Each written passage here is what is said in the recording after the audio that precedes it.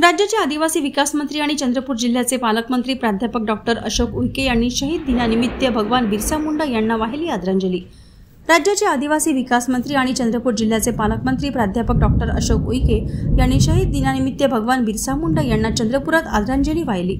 चंद्रपूर जिल्हा मुख्यालय जिल्हाधिकारी कार्यालयासमोर असलेल्या जननायक बिरसा मुंडा यांच्या भव्य भित्तिशिल्पाला पालकमंत्री उईके यांनी पुष्पांजली अर्पण करत अभिवादन केले।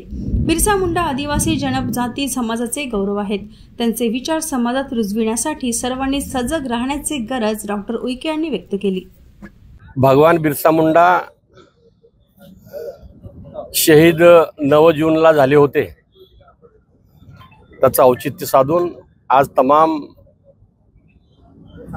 चंद्रपूर जिल्ह्याचे आदिवासी बांधव विविध संघटनेच्या वतीनं व शासकीय स्तरावर जिल्हाधिकारी सीओ आणि एसपी आणि इथले लोकप्रिय आमदार किशोरजी जोरगेवार यांच्या नेतृत्वात भगवान बिरसा मुंडांना शहीद दिनाच्या निमित्त अभिवादन करण्यासाठी सर्वजण उपस्थित झालो। तमाम माझ्या महाराष्ट्रातील आणि देशातील बांधवांना मी या क्षणी निश्चित सांगू इच्छितो, भगवान बिरसा मुंडा जनजातीचा गौरव आहे। 15 नोव्हेंबरला त्यांची जयंती असते।